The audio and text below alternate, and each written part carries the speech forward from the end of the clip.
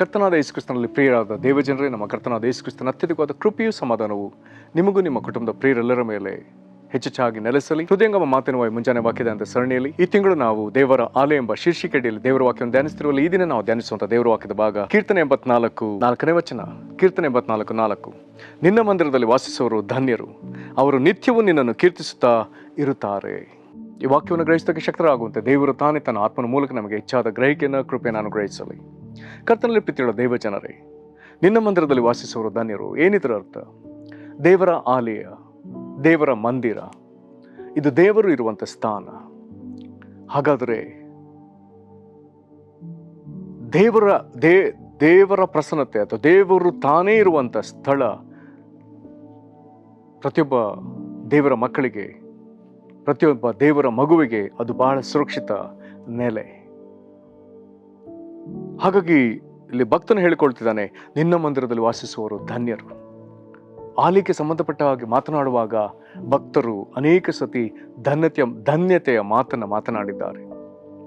ನಿನ್ನ ಮಂದಿರದಲ್ಲಿ ವಾಸಿಸುವವರು ನಮ್ಮ ಕರ್ತನಾದ ಯೇಸು ಕ್ರಿಸ್ತನು ತಂದೆಯ ಎದೆಯಲ್ಲಿದ್ದವನು. ದೇವರ ವಾಕ್ಯವು ಆತನು ಈ ಲೋಕಕ್ಕೆ ಮನುಷ್ಯನಾಗಿ ಬಂದ ಮೇಲೆ ಆತನು ರಕ್ಷಣಾ ಕಾರ್ಯವನ್ನು ಪೂರೈಸಿ ತಿರುಗಿ ಆತನು ಹಿಂದಕ್ಕೆ ಹೋಗುವಾಗ ಆತನು ತಂದೆಯ ಬಳಿ ಆತನು ಪ್ರಾಮುಖ್ಯವಾದ ಪ್ರಾರ್ಥನೆಯನ್ನು ಮಾಡ್ತಾನೆ. ಒಂದು ಸುದೀರ್ಘವಾದ, ಬಹಳ ಜವಾಬ್ದಾರಿಯುತವಾದ, ದೇವರ ಯೋಜನೆಗೆ ಅನುಗುಣವಾದ ಪ್ರಾರ್ಥನೆ ಯೋಹಾನ 17ನೇ ಅಧ್ಯಾಯದಲ್ಲಿ ನಾವು ಓದ್ತೇವೆ.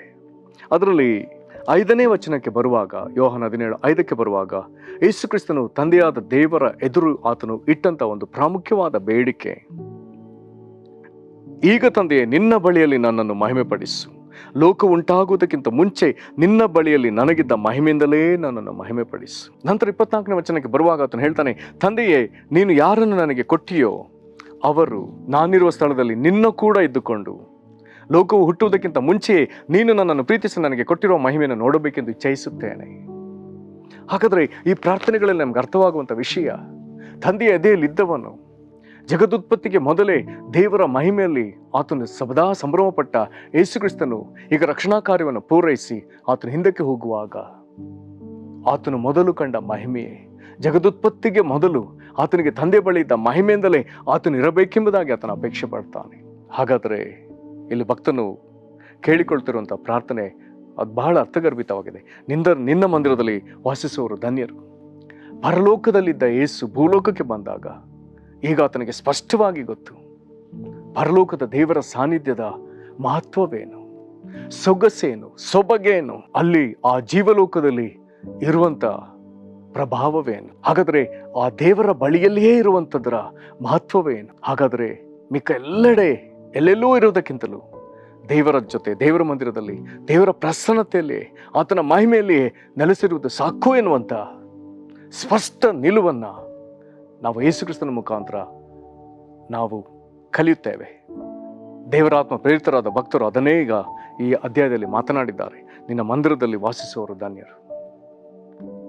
ಯೇಸು ಕ್ರಿಸ್ತನು ನಮಗಾಗಿ ಬೇಡುವಾಗ, ಯೇಸು ಕ್ರಿಸ್ತನು ಇರುವಲ್ಲಿಯೇ ನಾವು ಯೇಸು ಕ್ರಿಸ್ತನೊಂದಿಗೆ, ತಂದೆಯಾದ ದೇವರೊಂದಿಗೆ ಇರಬೇಕೆಂತಲೂ, ಜಗದುತ್ಪತ್ತಿಗೆ ಮೊದಲು ಯೇಸು ಕ್ರಿಸ್ತನಿಗಿದ್ದ ಮಹಿಮೆಯನ್ನು ನಾವು ಕಾಣಬೇಕೆಂತಲೂ ಆತನ ತಂದೆಯ ಮುಂದೆ ಬೇಡಿಕೆ ನೀಡ್ತಾನೆ. ಹಾಗಾದರೆ ತಾನು ಮಾತ್ರವಲ್ಲ, ನಮ್ಮನ್ನು ಸಹ ಅದೇ ದೇವರ ಸನ್ನಿಧಿಗೆ ಕರ್ಕೊಂಡು ಹೋಗುವುದಕ್ಕೆ ಆತನು ದೇವರ ಮುಂದೆ ಮನವಿಟ್ಟಿದ್ದಾನೆ. ಹಾಗಾಗಿ ಇಲ್ಲಿ ಭಕ್ತನು ಹೇಳ್ತಾನೆ, ನಿನ್ನ ಮಂದಿರದಲ್ಲಿ ವಾಸಿಸುವವನು ಯೇಸು ಕ್ರಿಸ್ತನ ಮಾತ್ರ ಆಗಿರುವುದಾದರೆ ಅದು ವಾಸಿಸುವವನು, ಅದರ ವಾಸಿಸುವವರು. ಹಾಗಾದರೆ ಕ್ರಿಸ್ತನೊಂದಿಗೆ ತಾವೆಲ್ಲರೂ. ನಂತರದಲ್ಲಿ ಆತನು ಇನ್ನೊಂದು ಸಂಗತಿಯನ್ನು ಆತನು ವಿಶೇಷವಾಗಿ ಇಲ್ಲಿ ನುಡಿತಾನೆ. ಕೀರ್ತನೆ 84:4 2ನೇ ಸಾಲು, ಅವರು ನಿತ್ಯವೂ ನಿನ್ನನ್ನು ಕೀರ್ತಿಸುತ್ತಾ ಇರುತ್ತಾರೆ.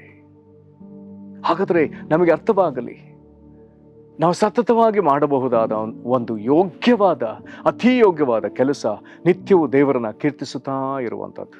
ಈ ಲೋಕದಲ್ಲಿ ನಮಗೆ ಏನೇನೋ ಸಂಗತಿಗಳನ್ನ ನೋಡುವಾಗ ಯಾವುದೋ ಸಂಗತಿಗಳಲ್ಲಿ ನಮಗೆ ಆಸಕ್ತಿ ಕುದುರುತ್ತದೆ. ಅದನ್ನು ಮಾಡಬೇಕು, ಇದನ್ನು ಮಾಡಬೇಕು, ಅದನ್ನು ಅನುಭವಿಸಬೇಕು. ಆದರೆ ದೇವರ ವಾಕ್ಯದಲ್ಲಿ ಸ್ಪಷ್ಟವಾಗಿ ಯಾವುದು ಮಾತ್ರ ಯೋಗ್ಯ ಎಂಬುದನ್ನು ನಮಗೆ ತೋರ್ಪಡಿಸ್ತಾ ಇದೆ. ಅವರು ನಿತ್ಯವೂ ನಿನ್ನನ್ನು ಕೀರ್ತಿಸ್ತಾ ಇರುತ್ತಾರೆ. ಕರ್ತನಲ್ಲಿ ಪ್ರೀತಿಯುಳ್ಳ ದೇವಜನರೇ, ದೇವರನ್ನ ಕೀರ್ತಿಸ್ತಲೇ ಇರುವಂಥದ್ದು ಅದೆಷ್ಟೋ ಶ್ರೇಷ್ಠವಾದ, ಎಲ್ಲದಕ್ಕಿಂತಲೂ ಮಿಗಿಲಾದ ಸಂಗತಿ. ದೇವರನ್ನು ಕೀರ್ತಿಸುತ್ತಲೇ ತಮ್ಮ ಜೀವಮಾನವನ್ನು ಕಳೆದ ಎಷ್ಟೋ ಭಕ್ತರು ಈ ಲೋಕದಲ್ಲಿ ಇದ್ದು ಹೋಗಿದ್ದಾರೆ. ಇಂಥವರ ಕುರಿತು ಮುಂದುವರೆದು ಹೇಳ್ತದೆ, ನಿನ್ನಲ್ಲಿ ಬಲವನ್ನು ಹೊಂದುವ ಮನುಷ್ಯರು ಧನ್ಯರು. ಹಾಗಾದರೆ ದೇವರನ್ನ ಕೀರ್ತಿಸ್ತಾ ದೇವರಲ್ಲಿ ಬಲ ಹೊಂದುವಂಥ ಮನುಷ್ಯರು ಧನ್ಯರೆಂಬುದಾಗಿ ತಿರುಗಿ ಧನ್ಯತನ ಮಾತನಾಡ್ತಾನೆ. ಅವರ ಕುರಿತಾಗಿ ಮತ್ತೊಂದು ಸೊಗಸಾದ ಸಂಗತಿ, ಅವರು ಯಾತ್ರಾಪರರಾಗಿ ಕಣ್ಣೀರಿನ ತಗ್ಗನ್ನು ದಾಟುವಾಗ ಅಲ್ಲಿ ಹೊರತುಗಳನ್ನು ತೋಡಿ ನೀರಿನ ಸ್ಥಳವಾಗ ಮಾಡುತ್ತಾರೆ, ಮುಂಗಾರು ಮಳೆ ಅದನ್ನು ಸಮೃದ್ಧಿಗೊಳಿಸುತ್ತದೆ. ಕರ್ತನಲ್ಲಿ ಪ್ರೀತಿಯುಳ್ಳ ದೇವ ಜನರೇ, ಕೆಲವು ಹೋರಾಟದ ಸಂದರ್ಭಗಳು ಜೀವನದಲ್ಲಿ ಬರುವಾಗ, ಈ ಲೋಕದ ಯಾತ್ರೆಯಲ್ಲಿ ಹೋಗುವಾಗ ಅನೇಕ ಸತಿ ಕಣ್ಣೀರಿನ ಸಂದರ್ಭ ಬರ್ತದೆ. ಕಣ್ಣೀರಿನಿಂದ ಈ ಲೋಕ ಯಾತ್ರೆಯನ್ನು ಮಾಡಿದಂಥ ಅನೇಕ ಭಕ್ತರು ಈಗಲೂ ಅನೇಕರು ಇದ್ದಾರೆ. ಒಬ್ಬ ಭಕ್ತರು ತಮಿಳುನಾಡಿನಲ್ಲಿದ್ದಾರೆ, ಕ್ರೂಸ್ ಮಾಸ್ಲಮಣಿ ಅಯ್ಯ ಎಂಬುದಾಗಿ. ಅವರು ಮಿಷನರಿಯಾಗಿ ಭಾರತದ ಬೇರೆ ಬೇರೆ ರಾಜ್ಯಗಳಲ್ಲಿ ಕಾಡುಗಳಲ್ಲಿ ಸೇವೆ ಮಾಡುವಾಗ ಊಟದ ವ್ಯತ್ಯಾಸಗಳಿಂದ, ನಾನಾ ಕಾರಣಗಳಿಂದ ಅವರಿಗೆ ಹೊಟ್ಟೆಯೊಳಗೆ ಒಂದು ಬಹಳ ಕಠಿಣವಾದ ವೇದನೆ ಆರಂಭವಾಗ್ತದೆ. ನಂತರದಲ್ಲಿ ಅವರಿಗೆ ಚಿಕಿತ್ಸೆ ದೊರೆಯುತ್ತದೆ. ಆ ಚಿಕಿತ್ಸೆಯ ನಿಮಿತ್ತವಾಗಿ ಅವರ ಶರೀರದ, ವಿಶೇಷವಾಗಿ ಅವರ ಹೊಟ್ಟೆಯೊಳಗಿನ ಅನೇಕ ಅಂಗಾಂಗಗಳನ್ನು ಡಾಕ್ಟರ್ಗಳು ಶರೀರದಿಂದ ಹೊರಗೆ ತೆಗಿತಾರೆ. ಇನ್ಫೆಕ್ಷನ್ ಇದ್ದಂಥ ಪ್ರತಿ ಅಂಗದ ಭಾಗಗಳನ್ನು ತೆಗೆದು ಹಾಕಿ ಹೆಚ್ಚು ಕಡಿಮೆ ಒಂದು 300 ಗ್ರಾಮ್ಗಿಂತಲೂ ಅಧಿಕವಾಗಿ ವಿವಿಧ ಅಂಗಗಳನ್ನು ಅವರು ಕತ್ತರಿಸ್ತಾರೆ. ಅದರ ನಿಮಿತ್ತವಾಗಿ ಅವರು ಜೀವಿಸುವಂಥದ್ದೇ ಬಹಳ ಕಷ್ಟ ಸಾಧ್ಯವಾದಂಥ ವಿಷಯವಾಗ್ತದೆ. ವೈದ್ಯರುಗಳು ಅವರ ಮೇಲೆ ಯಾವ ನಿರೀಕ್ಷೆ ಇಟ್ಟಿರುವುದಿಲ್ಲ, ಬದುಕಿರೋ ಸ್ವಲ್ಪ ಕಾಲ ಎಂಬಂಥ ಮಾತನ್ನು ಹೇಳಿರ್ತಾರೆ. ಆದರೆ ದಿನದಿಂದ ದಿನಕ್ಕೆ ಅವರಿಗೆ ಚೇತರಿಕೆ ಉಂಟಾಗ್ತದೆ. ದೇವರು ಅವರಿಗೆ ಸ್ವಸ್ಥತೆಯನ್ನು ಕೊಡ್ತಾರೆ. ಒಂದು ದಿವಸ ದೇವರು ತಾನೇ ಅವರಿಗೆ ದರ್ಶನವಿಟ್ಟು, ಮಗನ ನೀನು ಬದುಕಿಕೋ ಎಂಬುದಾಗಿ ಅವರಿಗೆ ಆರೋಗ್ಯವನ್ನು ಕರುಣಿಸ್ತಾರೆ. ಇವರು ಚೇತರಿಕೆ ಹಂತದಲ್ಲಿರುವಾಗ ಒಮ್ಮೆ ಇದ್ದಕ್ಕಿದ್ದಾಗಿ ಒಬ್ಬ ದೇವರ ಸೇವಕರು ಅವರ ಮನೆಗೆ ಬರ್ತಾರೆ. ಬಂದು ಇವ್ರನ್ನ ನೋಡಿ ಮಾತನಾಡಿ ಅವರು ಹೇಳ್ತಾರೆ, ನಿಮ್ಮ ಪತ್ನಿಯನ್ನು ನಾನು ಭೇಟಿ ಆಗಬೇಕು. ಆ ದೇವರ ಸೇವಕರಿಗೆ, ಕ್ರೂಸ್ ಮಾಸ್ಲಮಣಿ ಅಯ್ಯನವರಿಗೆ ಒಂದೇ ದೊಡ್ಡ ಪ್ರಶ್ನೆ ಆಗ್ತದೆ, ಅವರನ್ನೇ ಯಾಕೆ? ಆಗ ಅವ್ರು ಹೇಳ್ತಾರೆ, ನಾನು ಅವಶ್ಯವಾಗಿ ನೋಡಬೇಕು. ಕಾರಣ ಅವರ ಮನೆಗೆ ಬಂದ ಅತಿಥಿ ಬೋಧಕರು ಅಥವಾ ದೇವರ ಸೇವಕರಿಗೆ ದೇವರೊಂದು ದರ್ಶನ ತೋರಿಸ್ತಾನೆ. ಪರಲೋಕದಲ್ಲಿ ಅವರು ಕೆಲವೊಂದು ಬಾಟಲ್ಗಳನ್ನ ನೋಡ್ತಾರೆ, ಬಹಳ ಸೊಗಸಾದ ಬಾಟಲ್ಗಳು, ಅವೆಲ್ಲವೂ ಕಣ್ಣೀರಿನಿಂದ ತುಂಬಿರ್ತದೆ. ಆಗ ದೇವರ ಸೇವಕರು ಕೇಳ್ತಾರೆ, ಈ ಸೊಗಸಾದ ಬಾಟಲ್ಗಳಲ್ಲಿಂತ ಕಣ್ಣೀರು ಯಾರದ್ದು ಕರ್ತಾನೆ? ಆಗ ದೇವರು ಹೇಳ್ತಾರೆ, ಕ್ರೂಸ್ ಮಾಸ್ಲಮಣಿ ಅಯ್ಯನವರ ಪತ್ನಿ ಅವರು ಬದುಕಿಕೊಳ್ಳಲೆಂಬುದಾಗಿ ಅವರು ಹಗಲು ರಾತ್ರಿ ನನ್ನ ಎದುರು ಸುರಿಸಿದಂಥ ಕಣ್ಣೀರು ಈ ಬಾಟಲ್ಗಳಲ್ಲಿ ಶೇಖರಣೆ ಆಗಿ ಅದು ಪರಿಪೂರ್ಣಗೊಂಡದೆ. ಇದರ ನಿಮಿತ್ತವಾಗಿ ನಾನು ಉತ್ತರ ಕೊಟ್ಟು ಅವರನ್ನು ನಾನು ಬದುಕಿಸಿದ್ದೇನೆ. ಹಾಗಾಗಿ ಭಕ್ತರು ಬರೀತಾರೆ, ನನ್ನ ಕಣ್ಣೀರು ನಿನ್ನ ಬುದ್ದಲಿಗಳಲ್ಲಿ ಶೇಖರಣೆ ಆಗಿವೆ. ಭಕ್ತರ ಕಣ್ಣೀರನ್ನು ದೇವರು ಅಲ್ಪವೆಂದು ಎಣಿಸುವುದೇ ಇಲ್ಲ. ಹಾಗಾದ್ರೆ ಅದನ್ನೇ ಇಲ್ಲಿ ಭಕ್ತನು ಹೇಳಿದ್ದು, ಅವರ ಯಾತ್ರಾಪರರಾಗಿ ಕಣ್ಣೀರಿನ ತಗ್ಗನ್ನು ದಾಟುವಾಗ ಅಲ್ಲಿ ಹೊರತುಗಳನ್ನು ತೋಡಿ ನೀರಿನ ಸ್ಥಳವಾಗ ಮಾಡುತ್ತಾರೆ, ಮುಂಗಾರು ಮಳೆ ಅದನ್ನು ಸಮೃದ್ಧಿಗೊಳಿಸ್ತದೆ. ಕಣ್ಣೀರಿನಿಂದ ಅವರು ಅಳುತ್ತಾ ಅದನ್ನು ಶೇಖರಿಸುವಾಗ ಒಂದು ದಿವಸ ದೇವರಾತ್ಮನ ಇಳಿದು ಬರ್ತಾನೆ. ಎಲ್ಲಾ ನೊಗಗಳನ್ನು ಆತನು ಮುರಿತಾನೆ. ನೀವು ಪುಷ್ಟರಾದ ಕಾರಣ ನೊಗಗಳನ್ನು ಮುರಿದು ಬಿಡಿರುವುದಾಗಿ ಹೇಳಿದ್ರ ಅರ್ಥ ಇನ್ನೊಂದು ಕಡೆ ಅದನ್ನು ವಿವರವಾಗಿ ಹೇಳುವಾಗ, ನೀವು ಅಭಿಷಕ್ತರಾದ ಕಾರಣ ನೊಗಗಳು ಮುರಿದು ಹೋಗ್ತದೆ ಎಂಬುದಾಗಿ ಹೇಳ್ತಾರೆ. ವೈರಿಟ್ಟ ನೊಗಗಳನ್ನು ದೇವರು ಮುರಿಯುವಂತೆ ನಿಮ್ಮ ಮೇಲೆ ಪವಿತ್ರಾತ್ಮ ಅಭಿಷೇಕವನ್ನು ಸುರಿಸ್ತಾನೆ. ಪತ್ರಿಕೆಗಳಲ್ಲಿ ಬರೆದದೆ ಕರ್ತನಾತ್ಮನ ಯಾರಲ್ಲಿದ್ದಾನೆ ಅವರಿಗೆ ಬಿಡುಗಡೆ. 2 ಕೊರಿಂಥ 3:17. ಹಾಗಾದ್ರೆ ಕಣ್ಣೀರಿನ ಪ್ರಾರ್ಥನೆಯನ್ನು ದೇವರು ಅಲಕ್ಷಿಸುವುದೇ ಇಲ್ಲ. ಒಂದು ಪರಿಸ್ಥಿತಿ ಸರಿಯಾಗಬೇಕೆಂಬುದಾಗಿ ವೇದನೆಯಲ್ಲಿದ್ದೀರೋ, ಕಣ್ಣೀರಿನಲ್ಲಿದ್ದೀರೋ, ಒಂದು ದಿವಸ ದೇವರು ಅದರ ಮೇಲೆ ತನ್ನ ಮುಂಗಾರು ಮಳೆಯನ್ನ, ಪವಿತ್ರಾತ್ಮನ ಅಭಿಷೇಕವನ್ನು ಆತನು ಸುರಿಸ್ತಾನೆ. ಆ ದಿನ ಎಲ್ಲಾ ಬಿದ್ದು ಹೋದ ಪರಿಸ್ಥಿತಿ ತಿರುಗಿ ಎದ್ದು ನಿಲ್ತದೆ. ಸತ್ತು ಹೋದ ಪರಿಸ್ಥಿತಿ ಜೀವವನ್ನು ಪಡ್ಕೊಳ್ತದೆ. ಕೆಟ್ಟು ಹೋದ ಪರಿಸ್ಥಿತಿಗಳು ತಾಜಾತನವನ್ನು ಪಡ್ಕೊಳ್ತದೆ.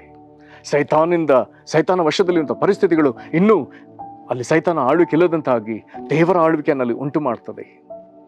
ಕತ್ತಲ ರಾಜ್ಯ, ಮರಣದ ರಾಜ್ಯಗಳು ತೊಲಗಿ ಹೋಗಿ ದೇವರ ರಾಜ್ಯ ಅಲ್ಲಿ ಸ್ಥಾಪನೆ ಆಗ್ತದೆ. ಕರ್ತನಿದ ಅವಶ್ಯ. ದೇವರ ಮಂದಿರದಲ್ಲಿ ವಾಸಿಸುವವರು, ದೇವರನ್ನು ನಿತ್ಯವೂ ಸ್ತುತಿಸುವವರು, ದೇವರಿಂದ ಬಲ ಹೊಂದುವವರು, ಯಾತ್ರಾಪರರಾಗಿ ಹೋಗುವಾಗ ಕಣ್ಣೀರಿನ ತಗ್ಗನ್ನು ದಾಟುವವರು, ನೀರಿನ ಸ್ಥಳವಾಗಿ ಮಾಡುವವರು, ಇವರು ಕಡ್ಡಾಯವಾಗಿ ಆಶೀರ್ವಾದವನ್ನು ಕಾಣುವವರು. ಪ್ರಾರ್ಥನೆ ಮಾಡೋಣ. ಮಹಾಕೃಪೆಗಳ ಪರಲೋಕ ತಂದೆ, ನಿನ್ನ ಮಂದಿರದಲ್ಲಿ ವಾಸಿಸುವ ಜನರು ಧನ್ಯರು ಎಂಬುದಾಗಿ ಹೇಳಿದೆಯಲ್ಲ ದೇವರೇ. ಅವರು ನಿನ್ನ ನಿತ್ಯವೂ ಕೀರ್ತಿಸ್ತಾ ಇರುತ್ತಾರೆ ಎಂಬುದಾಗಿ ಹೇಳಿದೆಯಲ್ಲ. ನಿನ್ನಿಂದ ಬಲ ಹೊಂದುವಂಥ ಮನುಷ್ಯರು ಧನ್ಯರು ಎಂಬುದಾಗಿ ಹೇಳಿದೆಯಲ್ಲ. ಅವರು ಯಾತ್ರಾಪರರಾಗಿ ಕಣ್ಣೀರಿನ ತಗ್ಗನ್ನು ದಾಟುವಾಗ ಅಲ್ಲಿ ಹೊರತೆಗಳನ್ನು ತೋಡಿ ನೀರಿನ ಸ್ಥಳವಾಗ ಮಾಡುತ್ತಾರೆ, ಮುಂಗಾರು ಮಳೆಯು ಅದನ್ನು ಸಮೃದ್ಧಿಗೊಳಿಸ್ತದೆ ಎಂಬುದಾಗಿ ಹೇಳಿದಂತೆ ಕರ್ತನೆ, ಈ ಪ್ರಿಯರನ್ನು ಆಶೀರ್ವದಿಸು. ಇವರು ನಿನ್ನ ಮಂದಿರದಲ್ಲಿ ಯಾವಾಗಲೂ ನಿನ್ನೆದುರು ಕಾಣಿಸಿಕೊಳ್ಳಲಿ, ನಿತ್ಯವೂ ನಿನ್ನನ್ನು ಕೀರ್ತಿಸಲಿ. ನಾವೆಲ್ಲರೂ ನಿನ್ನ ಕೀರ್ತಿಸುವಂಥ ಈ ಅಭಿಷೇಕ ನಮಗೆ ಅನುಗ್ರಹಿಸು ಸ್ವಾಮಿ. ನಿನ್ನ ಅಭಿಷೇಕದಿಂದ ಬಲ ಹೊಂದುವಂತೆ ಕೃಪೆನ ಅನುಗ್ರಹಿಸು ದೇವರೇ. ನಮ್ಮ ಕಣ್ಣೀರುಗಳು ತುಂಬಲಿ, ಅದರ ಮೇಲೆ ಪವಿತ್ರಾತ್ಮನ ಬಲವಾದ ಅಭಿಷೇಕ ಇಳಿದು ಬರಲಿ, ಪರಿಸ್ಥಿತಿಗಳು ಮಾರ್ಪಡಲಿ. ಈ ಪ್ರಿಯರ ಕಣ್ಣೀರನ್ನು ನೋಡು ಸ್ವಾಮಿ. ಕರ್ತನೇ, ಈ ವಾಕ್ಯದಲ್ಲಿ ಹೇಳಿರುವಂಥ ಅದ್ಭುತವನ್ನ ಇವರಿಗೆ ದಯಮಾಡಿ ಮಾಡಿ ಎಂದು ನಾವು ಪ್ರಾರ್ಥಿಸ್ತೇವೆ. ಅದ್ಭುತಗಳು ನಡೆಯಲಿ. ಅವರು ಯಾರಿಗೆಲ್ಲ ಕಣ್ಣೀರು ಸುರಿಸ್ತಾರೋ ಅಲ್ಲಿ ಅದ್ಭುತಗಳು ನಡೆಯಲಿ, ನೊಗಗಳು ಮುರಿಯಲ್ಪಡಲಿ. ಕರ್ತನ ಆತ್ಮನೇ, ನೀನು ಯಾರಲ್ಲಿದೆ ಅವರಿಗೆ ಬಿಡುಗಡೆ ಎಂದಾಗ ಹೇಳಿದ್ದಂಥ ವಾಕ್ಯದ ಪ್ರಕಾರ ನಿನ್ನ ಮಕ್ಕಳಿಗೆ ಬಿಡುಗಡೆನ ಅನುಗ್ರಹಿಸು. ನಿನ್ನ ಮಕ್ಕಳು ನಿನ್ನ ಸ್ತುತಿಸಲಿ. ಯೇಸು ಕ್ರಿಸ್ತನ ಹೆಸರು ಬೇಡದೇವೆ ನಮ್ಮ ತಂದೆಗೆ, ಆಮೇನ್. ಕರ್ತನು ನಿಮ್ಮನ್ನು ಆಶೀರ್ವದಿಸಲಿ.